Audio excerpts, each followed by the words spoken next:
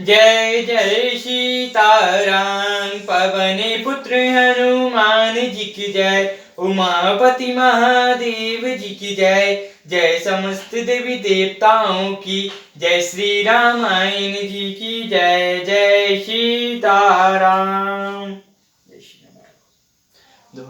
वंदहु गणपति सेवगेरा, महावीर बजरंग, बेगन रहित पूरण करहु, रघुवर कथा प्रसंग, लखन सिया रामचंद्र जी की जय।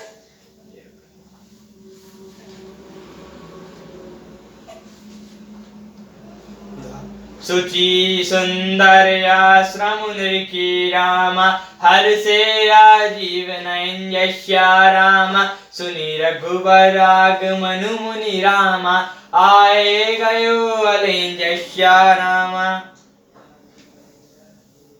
पवित्र और सुंदर आश्रम को देखकर कमलायन श्री रामचंद्र जी हर्षित हुए। रघुकुल श्रेष्ठ श्री रामचंद्र जी का आगमन सुनकर मुनि वाल्मीकि जी उन्हें लेने के लिए आगे आए। मुनि कछो राम दंडवत किन्हा, आशीर्वाद विप्रवर दिन्हा, देखहि राम छवि नयन जुड़ाने, करे सन्मानु आश्रम आने। श्री रामचंद्र जी ने मुनि को दंडवत किया। प्रिय श्रेष्ठ मुनि ने आशीर्वाद दिया। श्री रामचंद्र जी की छवि देखकर मुनि के नेत्र शीतल हो गए। सम्मान पूर्वक मुनि उन्हें आश्रम ले आए। मुनि बरे अतिथि प्राण प्याए, कंद मूल फल मधुर मंगाए, सिया सौमित्र राम फल खाए, तब मुनि आश्रम दिए सुहाए। मुनि श्रेष्ठ वाल्मीकि जी ने प्राण पिए अतिथि को पाकर उनके लिए मधुर कंद मूल फल मंगवाए। श्री सीता जी, लक्ष्मण जी और श्री रामचंद्र जी ने फल को खाया। तब मुनि ने उनको सुंदर स्थान बतला दिए। वाल्मीकि मन आनंद वारे, मंगल मूर्ति नयन निहारी, तब कर कमल जोरे रघुराई, बोले बचन श्रवण सुखदाई। मंगल मूर्ति को नेत्रों से देखकर वाल्मीकि जी के मन में बड़ा भारी आनंद हो रहा है। तब श्री रघुनाथ जी कमल सदृश हाथों को जोड़कर कानों को सुख देने वाले मधुर वचन बोले। तुम त्रिकालदर्शी मुनिनाथा, विश्व वदन जिमि तुम रे हाथा, अस कहीं प्रिय प्रभु सब कथा बखानी, जेहि जेहि बात दीन बनुरानी।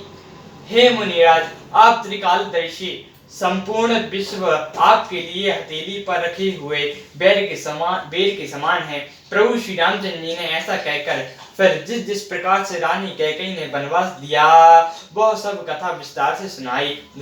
तात बचन पुनि मातु हित रामा, भरई भरत अस राव जस्या रामा, मोह कछु दरस तुम्हारे प्रभु रामा, सबु मम प्राण प्याऊ जस्या रामा।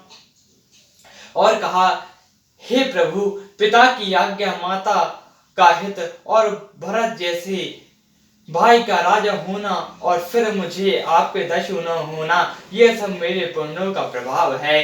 देखा ही प्यारे मुनि राय तुम्हारे, भाई सुकृत सब सुफल हमारे, अब कहाँ राव आयसु होय, मुनि वे गुना पावै कोई। हे मुनिराज, आपके चरणों का दर्शन करने से आज हमारे सब पुण्य सफल हो गए। अब जहां आपकी आज्ञा हो और जहां कोई भी मुनि उद्वेग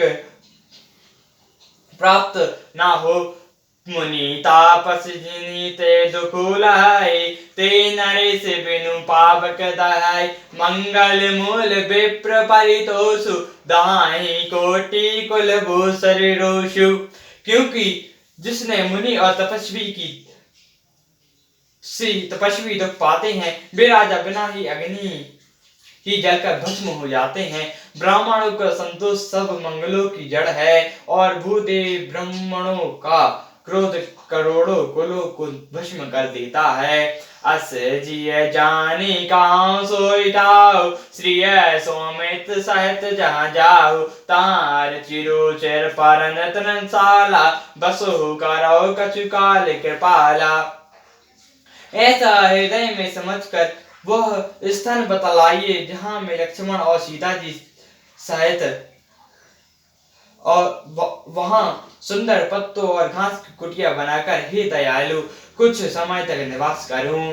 सहज सरल सुनि सगुबर वाणी, साधु साधु बोले मुनि ज्ञानी, अस न कहूं अस रघुकुल कीतु, तुम पालक संतन श्रुत सेतु।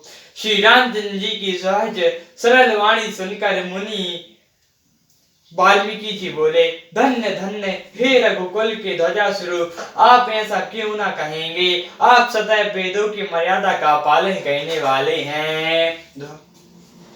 श्रुति से सुपालक रामा, तुम जगदीश माया जानकी, राजश्या राम जो सुकृत जग पुलिक तारति राम, रघुपाई कृपा निदान की यश्या राम, जो सहज सियाई मधुर धरु राम, लखनु चराचर धनि यश्या राम, स्वर काज धरि नयन तनु राम, चले नयन फलन सही यानी यश्या राम। हे राम, आप वेदों की मर्यादा के रक्षक जगदीश्वर हैं और जानकी जी माया हैं, जो कृपा के भंडार आपकी रुख पाकर जगत का सृजन पालन और संहार करती है, जो हजार मस्तक वाले सर्पों के स्वामी और पृथ्वी को अपने शरीर पर धारण करने वाले वही चराचर के स्वामी शेष जी लक्ष्मण जी हैं। देवताओं के कार्य के लिए आप राजा का शरीर धारण करके दुष्ट राक्षसों की सेना का नाश करने के लिए चले हैं।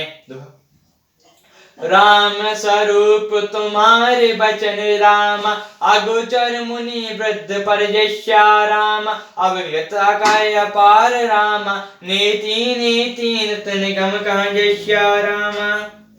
हे राम, आपका स्वभाव वाणी के अगोचर, बुद्धि से परे, अव्यक्त, अकथनीय और अपार है।